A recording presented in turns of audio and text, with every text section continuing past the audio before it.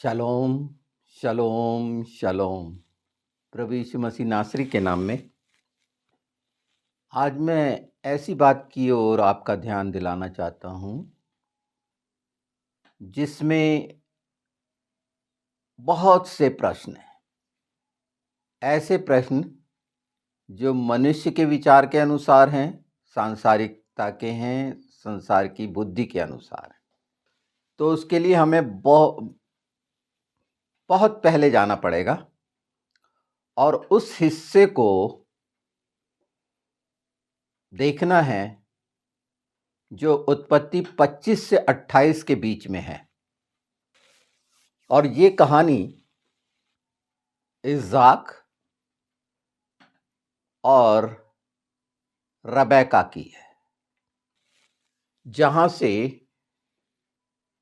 दो राष्ट्र के जन्म होते हैं।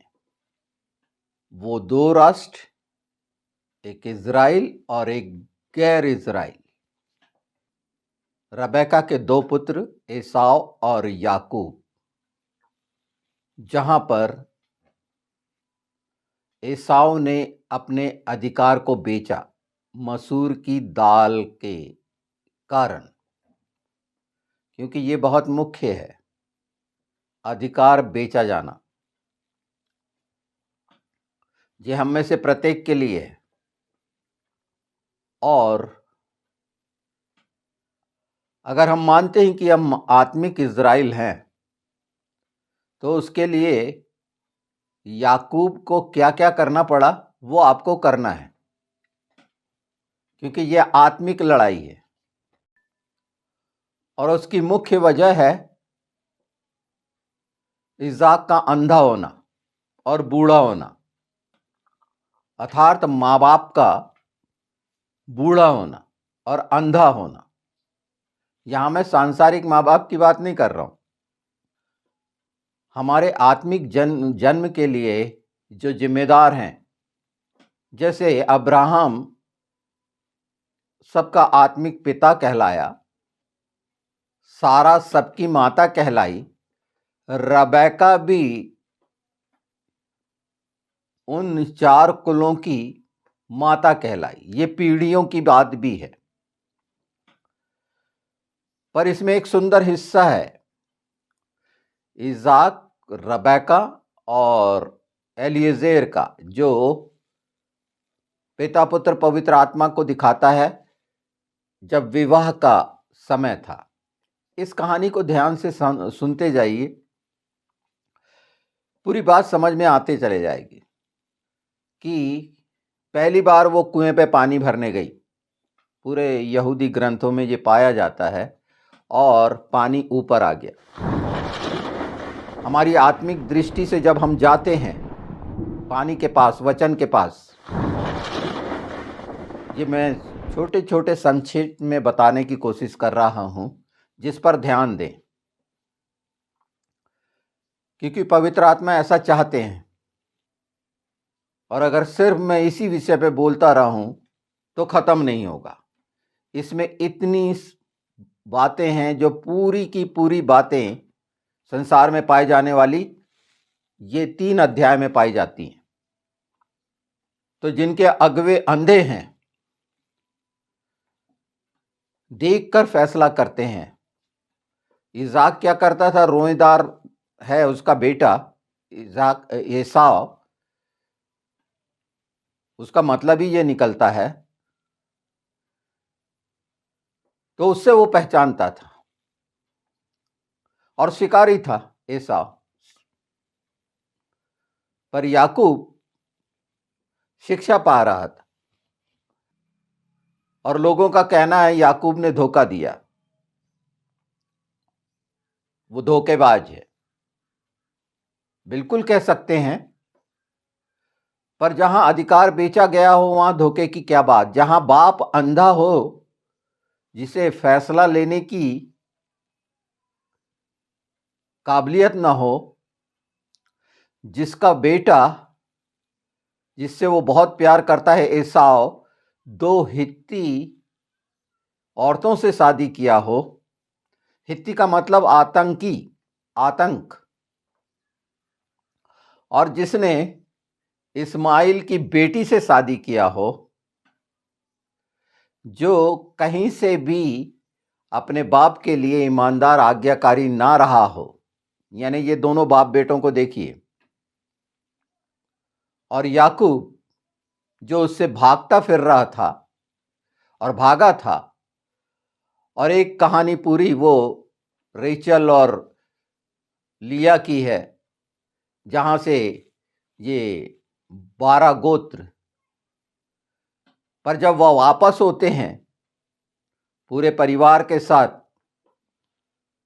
लबान का धोखा ये हमने जाना है, पर वहां उसका युद्ध होता है परमेश्वर से, परमेश्वर के जन से, जहां उसका नाम बदलकर इज़राइल होता है। तो एक युद्ध जहां हमें होना है, आत्मिक युद्ध, जिसमें सब बातें लेकर हम आगे बढ़ रहे हैं, प्रभु यीशु की वचन की, प्रतिज्ञा की, तमाम धन दौलत हमारे पास है आत्मिक, और हमारी लड़ाई, हम कौन सी लड़ाई लड़ रहे हैं? क्या हम नहीं चाहते कि हमारा नाम बदले? जो प्रकाशित वाक्य में है, एक नया नाम रखा जाए, तो बिना कर्म के, सिर्फ विश्वास से। तो ये कर्मों की पहचान कराता है, ये पूरे अध्याय कर्मों की पहचान है, जिसमें बहुत सी कमियां सी दिखेंगी, धोखे की बात दिखेंगी, पर मूल बात से जब भटक जाते हैं, अधिकार को बेच देते हैं, तो कमियां दिखती हैं। बाइबल में कितनी सफाई से, पूरी सच्चाई से इन बातों को रखा गया है। और आज देख रहे हैं ये दो राष्ट्र लड़ रहे हैं। दो राष्ट्र मतलब दो हिस्से, इजरायली और गैर इजरायली, चाहे भौतिक संसार के देखें या आत्मिक संसार के देखें। और ये ईसाव से निकले हुए, इस्माइल से निकले हुए, वो हित्तियों से शादी करके वो निकले हुए हमारे सामने बड़े स्पष्ट हैं। बहुत साफ साफ आप पहचान सकते हैं बाइबल में कि ये गैर इजरायली जो हैं। बहुत कम लोग जानते हैं कि जब याकूब वापस हो रहा था लबान के पास से, हारान देश से, बेथहेल वो जगह थी जहां पर लबान रहता था, अगर मैं सही प्रोनाउंसिएशन कर रहा हूं तो। पर हारान में वो जगह थी जहां रबेका पली बड़ी थी। तो एसाव उससे मिलने गया था और उसको चूमा था। उसको चूमा नहीं था उसने, अगर हिब्रू जानते हैं तो उसने अपने दांत गड़ाए थे उसके गर्दन में। कितना डरा हुआ था याकूब। और उसी के बाद की वो घटनाएं, यानी अपने अधिकार को बेच देना और याद नहीं रखना, ये स्पष्ट दिखाता है। तो ऐसे लोग जो अधिकार बेचे हुए हैं, मसीहत को कैसे चूम रहे हैं या काट रहे हैं गर्दन, ये आप पहचान लो अभी से। और वो साफ साफ दिख रहे हैं इस संसार में। और इसके लिए हमें पवित्र आत्मा की मदद है, वचन की सच्चाई। और अगर हम फिर अंधे बने हुए हैं इजाक जैस, तो फिर बहुत बहाने कर सकते हैं, रबेका को बहन भी बना सकते हैं। तो परमेश्वर से कैसा रिश्ता रख सकते हैं, यीशु से कैसे रिश्ता रख सकते हैं, पवित्र आत्मा से कैसे रिश्ते रख सकते हैं, कैसे संबंध बनेंगे? क्योंकि हमने वहां से निकले ही नहीं, अपने अंधेपन के शिकार हैं। और इसीलिए अंधेपन के शिकार हैं प्रभु यीशु से प्रेम करने के बाद, कि वह अंधे अगुओं के हाथ में पड़े हैं।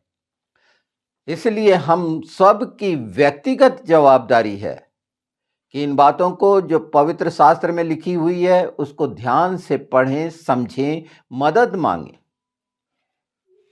यहां तक हमने जान लिया। अब आशीर्वाद के बारे में जान लें, क्योंकि ये तो सबसे मुख्य विषय है।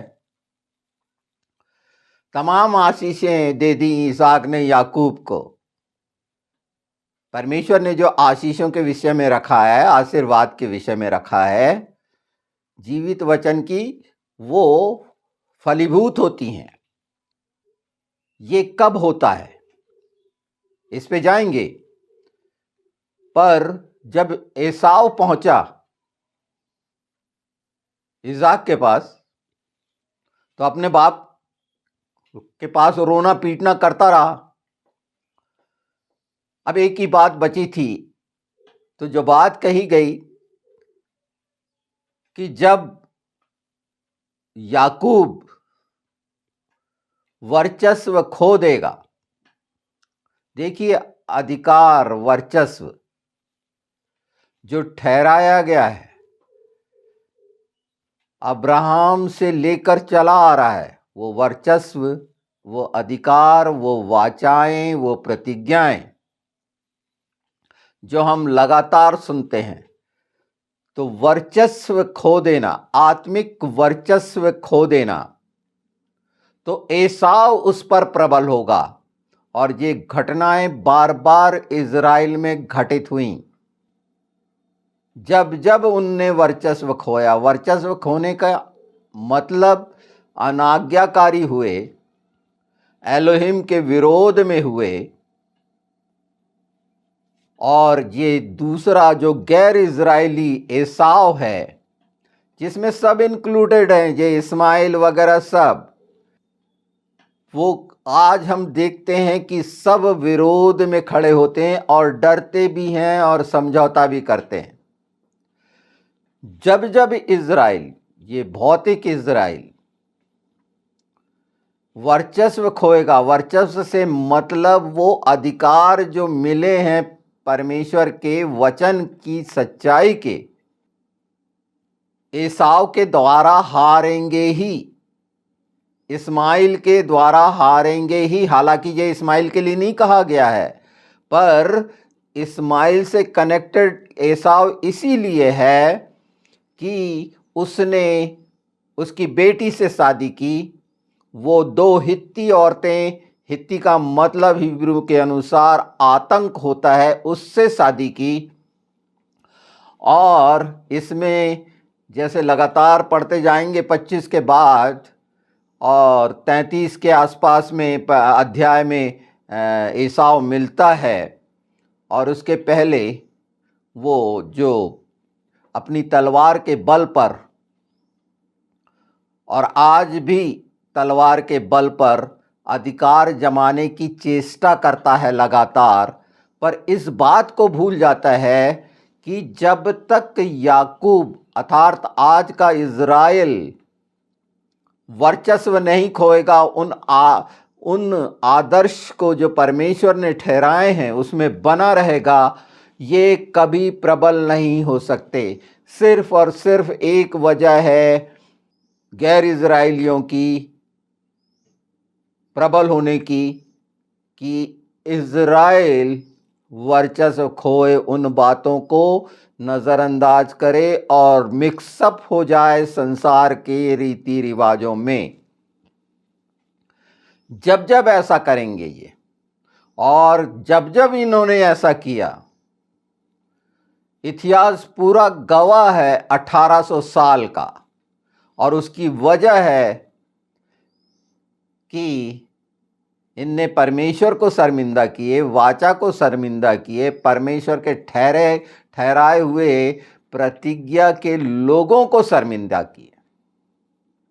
आज हम प्रतिज्ञा की संतान बहुत गर्व से बोलते हैं और वर्चस्व खो रहे हैं, इसलिए लथाड़े जाते हैं, भगाए जाते हैं और नाना प्रकार की गुलामी में पड़े हुए लोगों के द्वारा प्रताड़ित होते रहते हैं, एसाव के द्वारा प्रताड़ित होते रहते हैं। और मूल वजह है कि वर्चस्व खो देना, उन सारी बातों को भूल जाना और संसार के लुभावने आकर्षण में पड़कर आत्मिक इज़राइल होते हुए गैर इज़राइलियों के साथ होकर उनके रीति रिवाजों का अनुपालन करना, ये इतना खतरनाक है। तो ये सबक हम सब के लिए है और विशेष इसीलिए है कि वो तमाम अधिकार यीशु के द्वारा जो हम प्राप्त करे हैं, प्रभु यीशु को उस उद्धारकर्ता को शर्मिंदा करने के लिए अगर ऐसे कार्य कर रहे हैं तो अभी भी चेत जाएं, क्योंकि ये सारी चीजें जो मसीहत पर आई है आत्मिक रीति से, वो उन पर आई है जिन्होंने अपना वर्चस्व खो दिया, आत्मिक वर्चस्व खो दिया। इसे ध्यान रखिए।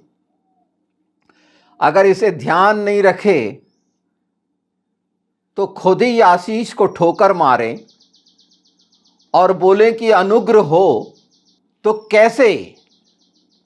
और अनुग्रह हो तो कहां पर, ये पता ही नहीं। कहां अनुग्रह करवाना चाहते हैं और क्यों करवाना चाहते हैं? जब कहा गया है कि ये वर्चस्व का कि मेरा अनुग्रह काफी है, तो वहां क्यों अनुग्रह को खोते हैं? क्यों पता नहीं। वर्चस्व खो चुके हैं, अंधों के बीच में हैं, अधिकार बेच रहे हैं और नाना प्रकार की वो बातें जो लुभावनी लगती है संसार की, उसके बीच में रहकर सिर्फ उन बातों में जो मन की इच्छा के अनुरूप है उसकी चाहत रख रहे हैं कि एक बड़ा भारी चमत्कार हो जाए, एक आश्चर्य कर्म हो जाए। ये इससे बड़ा आश्चर्य कर्म और चमत्कार क्या है कि आप वारिस हैं, आप वंश हैं। इसके लिए पीढ़ियों को जानना जरूरी है। अगर थोड़ा सा भी इस पर ध्यान दे देंगे तो पवित्र आत्मा हमारी रक्षा करने के लिए, हमें सिखाने समझाने के लिए, यही तो समझाने के लिए आए हैं, भेजे गए हैं। विचार आता है कि हम अनुग्रह किस बात के लिए मांगे अपने जीवन में। ये बात सुनते हुए भी क्या कहां आवश्यक है हमारे प्रार्थनाओं में अनुग्रह मांगने की? क्योंकि अनुग्रह मांगना इसलिए आवश्यक है कि यीशु के नाम में अनुग्रह पूरा होगा। यीशु के नाम में मांगता हूं, हो गया, खत्म। यीशु के नाम में वो अनुग्रह की समझ ही नहीं है, तो वो अनुग्रह पूरा कैसे होगा? कितनी आसानी से प्रार्थनाओं में अगर जो समझ रखते हैं और नहीं रखते हैं, तो आज इस बात को जान लीजिए कि अगर मैं प्रार्थना कर रहा हूं तो अपने मन, प्राण, आत्मा, बुद्धि की जितनी शक्ति है उस पर अनुग्रह मांगूं यीशु के नाम में, कि मैं प्रेम रख सकूं, उसकी इच्छाओं को पूरी कर सकूं। अनुग्रह मांगे अपने ज्ञान, बुद्धि, विवेक, समझ के लिए यीशु के नाम में कि उस पर अनुग्रह हो। कौन सी चीज फिर परेशान करेगी? ये तो मैं कुछ पॉइंट्स बता रहा हूं कि किस पर मांगा जाए, और पवित्र आत्मा से इच्छा रखिए ना कि मैं अनुग्रह किस पर मांगू, किस बात को अपने जीवन में, कि परमेश्वर की महिमा और स्तुति और बड़ाई के लिए जो मुझे जीवन मिला है, लोगों के सामने प्रकाश का कारण बनूं।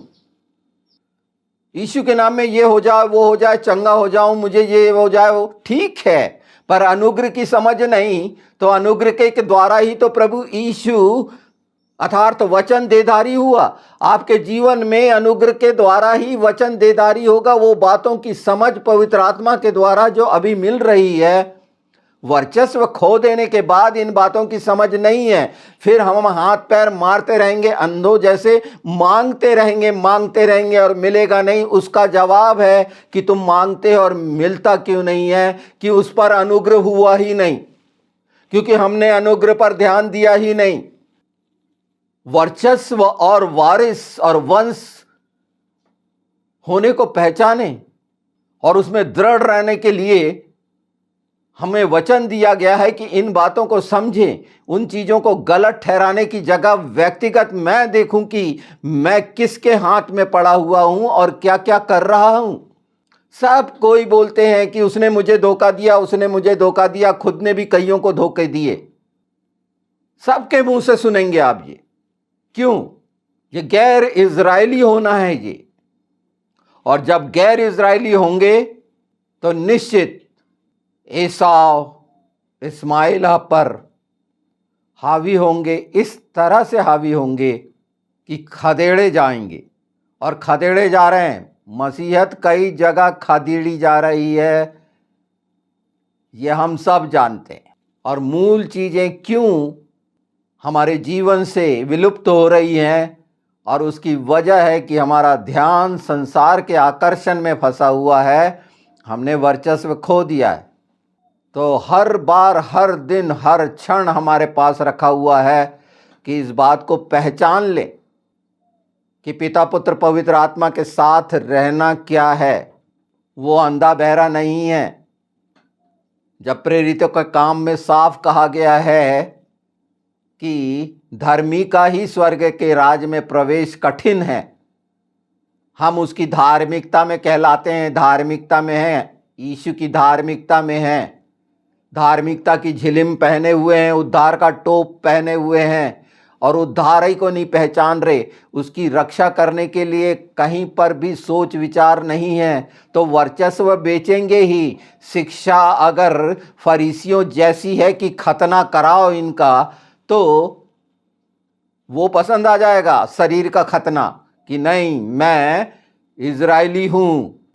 एक लड़ाई देखें ना प्रेरितों के काम में पौलुस किस तरह से, वो ही बात का संदर्भ है ये, कि उन चीज़ों में क्यों पड़े हुए हो जब वचन की सच्चाई की प्रतिज्ञा अपने आप में स्पष्ट और साफ साफ और सच है। तमाम आशीषें, सब प्रकार की आशीषें और सब प्रकार के अनुग्रह से भरपूर हैं। तो अनुग्रह किस पर हो ये तो मांगना सीखें, और क्यों हो इसकी तो समझ हो। और ये अगर समझ है तो फिर वर्चस्व को बेचने के लिए क्यों लालसा रखें, और लालसा रखकर भटकते फिरें, खदेड़े जाएं, अपने आप को लुटाते रहें। क्योंकि संसार लबान ने कैसे लूटा था याकूब को 7-7 साल के लिए, 2 औरतों के लिए कैसे मजदूरी कराई थी। इन मजदूरियों से निकलें, क्योंकि लालसा मजदूरी ही कराएगी। अगर हमने प्रभु यीशु का जुआ ले लिए हैं तो तमाम काम प्रभु को करने देना। फिर क्यों बोझ लेते हैं ये दुनिया भर के, और इससे क्या मिल जाएगा। सच्चाई इससे नहीं पहचानी जा सकती। सच्चाई के लिए यीशु के चरणों में यीशु का नाम और वो अनुग्रह काफी है। वो जो तैयार करता है हमें, वो अपने आप में सर्वशक्तिमान, हर रीति से संपन्न, जिसकी तमाम आधीनता में है। फिर क्यों भटक रहे हैं? थोड़ा सोचिए इसमें। और ये निश्चित है, इसे गलत नहीं ठहरा सकता कोई, अगर आप इस सच्चाई के साथ हैं और अनुग्रह की समझ आ गई कि अनुग्रह में कहाँ पर मांगूं, सिर्फ कहने के अनुसार नहीं, तो अनुग्रह तभी आपके जीवन में होगा जब आपने अपना वर्चस्व को स्थायित्व दिया है, उसको दृढ़ता दी है, वो इच्छा रखे हैं। छोटी छोटी बातों के लिए इधर उधर हाथ पैर नहीं मार रहे हैं। इससे सरल भाषा और क्या हो सकती है? इससे और सरल और क्या हो सकता है कि वो सच्चाई हमारे जीवन में क्रूस के द्वारा हमारी रक्षा के लिए है, वो पत्थर के द्वारा हमारी रक्षा के लिए है और शैतान के नाश के लिए है, अर्थात गैर इजराइलियों के नाश के लिए है। उसके बाद भी याजकों का समाज बहुत गर्व से कहते हैं, वाकई में कौन से याजक हैं जो चौराहे पे खड़े होकर अपने आप को दिखा रहे हैं। क्यों क्यों ये सारी चीजें हो रही हैं? पहली क्या शिक्षा होनी चाहिए? न्यू की शिक्षा होनी चाहिए, वर्चस्व की शिक्षा होनी चाहिए, अधिकार की शिक्षा होनी चाहिए। और उस अधिकारी पर प्रतीति नहीं कर रहे तो कैसा प्रेम कर रहे यीशु से? क्या यीशु जी नहीं उठा? यही तो हुआ कि अगर हमने महत्व ही नहीं दिए, सम्मान ही नहीं दिए, तो महत्व और सम्मान कब देता है इंसान? की सच्चाई हमारे सामने स्पष्ट प्रकट हो रही है और उसके बाद भी अगर हम टटोल रहे हैं, उसकी दया के कारण हम तो रहेंगे ही, पर न्याय के समय इन सारी बातों का क्या होगा? तो ये मुख्य बिंदुओं पर ध्यान दें और चढ़ जाएं, अपने आप को दिखाएं। पहला शमूएल 14 में यही बात है कि योनातान बोला कि चलो हम अपने आप को दिखाते हैं, उनको युद्ध में हम अपने आप को दिखाते हैं। कब बोल सकता है? जब एक और अपने वो शस्त्र ले ढोने वाले को साथ रखता है कि हम अपने आप को दिखाएं, और वहां एक प्रतिज्ञा करता है, पता क्या? कि अगर वो ऐसा बोलेंगे तो ऐसा। उसमें सबसे मुख्य है चढ़ जाना, और चढ़ जाने के लिए हिब्रू शब्द है एलाह, जहां से एलोहिम भी बना है। एलाह का मतलब चढ़ जाना होता है और एलाह का मतलब परमेश्वर भी होता है। मैं आपको कई जगह पर यह बड़ा स्पष्ट करते जा रहा हूं कि यह चढ़ जाना साधारण शब्द नहीं है। यीशु स्वर्ग पर चढ़ गया। चढ़ने का शब्द अगर हमारे दिमाग में है, सोच में है, समझ में है, तो प्रतिज्ञाएं चढ़ जाने की हम कैसे करेंगे? ये पढ़िए पहला शमूएल 14वां अध्याय, और बाइबल के जितने करीब होंगे इन सच्चाइयों का प्रकटीकरण पवित्र आत्मा के द्वारा ठहराया गया है और वो पूरा होना है, उसे कोई भी नहीं रोक सकता। इन बातों को जो कहा गया है कहीं से भी कोई खारिज नहीं कर सकता गैर इजरायली। और दृढ़ करने वाला हमारा प्रभु, न्यू हमारी प्रभु, जिसकी सारी अधीनता में है, जिसने हमें सत्यानाश के गड्ढे से निकालकर चट्टान पर खड़ा कर दिया है, वहां खड़े क्यों नहीं है? घुटने कमजोर क्यों हैं? क्यों कांपते हैं? वर्चस्व को खोने से। आत्मिक वर्चस्व समझिए। आत्मिक वर्चस्व को समझेंगे तो स्वर्गीय वस्तुओं पर ध्यान लगा पाएंगे, क्योंकि स्वर्गीय हैं हम। यीशु ने कहा उसके हैं हम तो स्वर्गीय हैं। यह संसार की चीजों में बकरियों जैसे भटकने से, अंधों के साथ रहने से क्यों आत्मा का नुकसान और पिता परमेश्वर की निंदा का कारण बन रहे हैं? वर्चस्व बेचना निंदा नहीं है पिता, पुत्र, पवित्र आत्मा की? कि और कहां से कि पवित्र आत्मा की निंदा क्षमा योग्य नहीं है? और कहां से? चलते चलते मैं पढ़ दूं इसको, पर आप पूरा अब उत्पत्ति का मतलब क्या है, पुराने नियम का मतलब क्या है, उसका औचित्य क्या है, इसे अच्छे से ध्यान में लाकर समझ लीजिए। मैं बार बार कह रहा हूं कि ये पूरी जो कहानी शुरू होती है इज़ाक और रब्बेका से, हम धीरे धीरे उनके कुछ कुछ बिंदुओं पर ध्यान देंगे और वो क्यों रखे गए हैं और उसका आत्मिक महत्व क्या है और स्वर्गीय महत्व क्या है, उसे जानेंगे, समझेंगे, जरूर जानेंगे, समझेंगे। क्योंकि पवित्र आत्मा की इच्छा पूरी करना हम सबका दायित्व है, कर्तव्य है, कि हम सच्चाई लुभाने वाली नहीं, उन बातों में कि हम मजबूत हों, एक मन एक चित्त। वर्चस्व बेचे हुए लोगों के साथ होगा? कैसे हो सकता है? भटकाने वाली बहुत सारी शिक्षाएं वो हमें क्यों भटका पाएंगी? एसाव की शिक्षा या गैर इजरायली शिक्षा या गैर मसीही शिक्षा मसीह होते हुए भी वो कैसे भटकाएगी, अंधा बनाएगी? यीशु कमजोर हैं, पवित्र आत्मा कमजोर हैं, आपने बनाए हैं अपना वर्चस्व बेच के, जो वचन के तमाम हथियार गिरा दिए हैं, तो लड़ोगे कैसे? और चाहते हैं कि हमें नया नाम मिले, नई सृष्टि हो, हम नए हो गए। कहां पर, कैसे? यही समझ में नहीं आई कि अनुग्रह किस जगह के लिए मांगे, किस बात के लिए मांगे। अनुग्रह सब प्रकार का क्यों रखा गया है, इसी की पहचान नहीं है तो ये अंधापन नहीं तो क्या है? अपने अपने अगुओं से पूछिए ये कि हम ये जानना चाहते हैं जो मूल है। हमको इधर उधर क्यों भटकाते हो, इधर उधर क्यों भेजते हो? प्रार्थनाएं कर रहे हैं, बातचीत कर रहे हैं परमेश्वर से ना। कैसी बातचीत कर रहे हो? सृष्टि रचयिता से। अंदर कुछ है? उसके साथ तैयारी का कि उसका आदर सम्मान करते हुए उसके योग्य पुत्र पुत्री होते हुए मांग रहे हो, बहुत जटिल और कठिन है। ये आग लगा रहा होगा। दुष्टता इससे डरती है, सुनने नहीं देगी, वंचित करेगी, मैं जानता हूं। पर जितने भी सुनेंगे और करने लगेंगे तो ये मानिए कि आप सब बहुतों के लिए आशीष का कारण बनेंगे, अनुग्रह की पहचान बताने वाले बनेंगे। खुद पहचाने, वचन को पहचाने, यीशु को पहचाने। पहचाने हैं क्या? चेले नहीं पहचान पाए, चेलों ने नहीं पहचाना यीशु को जब तक उसने बताया नहीं। मरकर जीवित होने के बाद तो पहचान लिया आपने, पहचान लिया तो बहुत अच्छी बात है। तो फिर वर्चस्व में है, अधिकार में है और निश्चित कार्य कर रहे हैं। फिर संसार को दिखाने वाले कार्य नहीं होंगे आपके द्वारा, बल्कि आत्मा बचाने के लिए इच्छा रखते हुए और काम करेंगे पिता पुत्र पवित्र आत्मा। ये समझ से परे है, हो सकता है कि समझ भी ना आ रही हो। तो इसको समाप्त करने के पहले ये सुन लीजिए, इसे जरूर पूरा पढ़ना, पूरा अध्याय। उसका एक खूबसूरत बिंदु मैं पढ़ देता हूं, क्योंकि ये फिलिस्तियों ने घेरा हुआ है। 8 से देखिए, 14:8, पहला सामुएल।